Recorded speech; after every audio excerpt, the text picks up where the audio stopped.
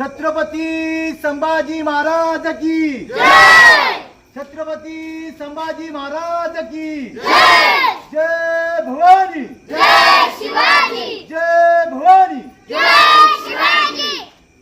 मृत्यूसी न डरले मणी धर्मवीर, तुटले सोनेत्र तुटले जरी जीव शिर, दुर्दांत दाहक ज्वलंत समाज व्हावा, म्हणून उरात वरिया सिंह सिंह छावा।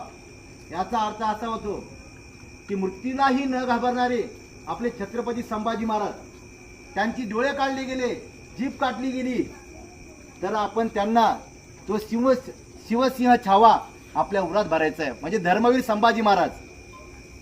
अरे आपण काही गोष्टींना घाबरतो, भीतो, विचार करतो, थोडं तरी काही डिप्रेशन मध्ये जातो तरी विचार करतो, आत्महत्या करायचा प्रयत्न करतो। अरे एकदा तुळापूरला जा, माझ्या राजाचं योगदान बघा, बलिदान दिलेलं आहे, तिथे गेल्यावर तुम्हाला आठवेल तुमचं हे काहीच नाही त्याच्या पुढे मूल्य आहे।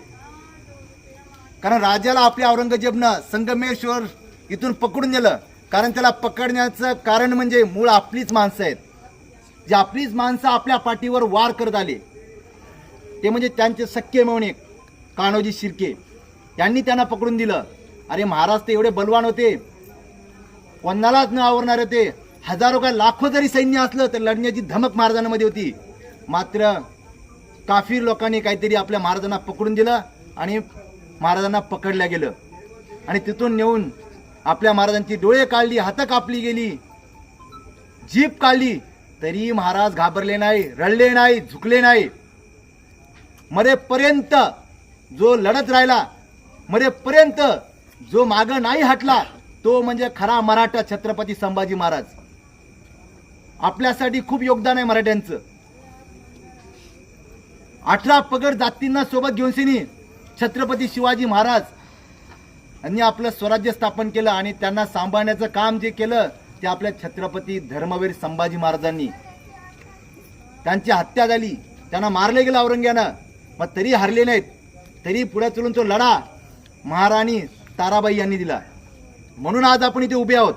आणि त्या राजासाठी आपल्याला बोलवावं लागतं, ही एक मोठी दुर्दैवाची गोष्ट आहे।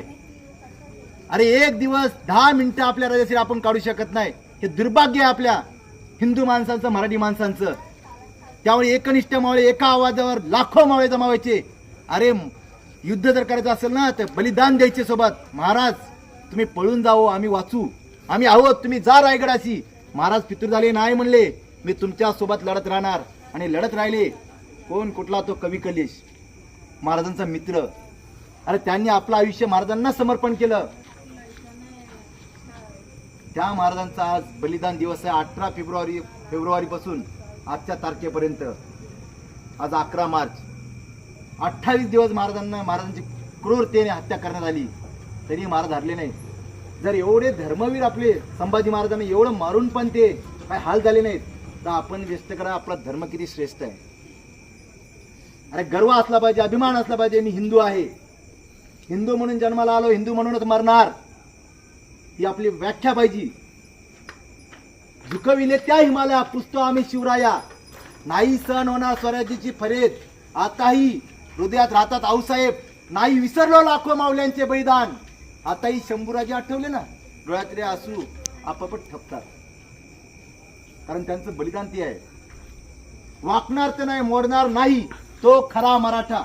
मराठा म्हणायचं कोणाला? मराठा म्हणलं की एक अपेक्षित जात, आपण विशिष्ट प्रकारची जात अपेक्षित करतो। मराठा म्हणजे कोण? मरेल पण मागे हटणार नाही, तो खरा मराठा, तो खरा हिंदू। छत्रपती शिवरायांनी 18 पगड जातींच्या मावळ्यांना घेऊन स्वराज्य स्थापन केलं। तिथे म्हणले नाही कोणी की हा मांग आहे, महार आहे किंवा चांबार आहे, सुतार आहे, म्हणजे सगळ्या आपल्या पोट जातींना घेऊन आपलं स्वराज्य स्थापन झालेलं आहे। आपण एकत्र येणं ही काळाची गरज आहे। आपण बघतो आजकाल काय चाललंय, कुठे जगामध्ये काय चाललंय। हिंदू म्हणून जन्माला आलो, हिंदू म्हणूनच मारणार।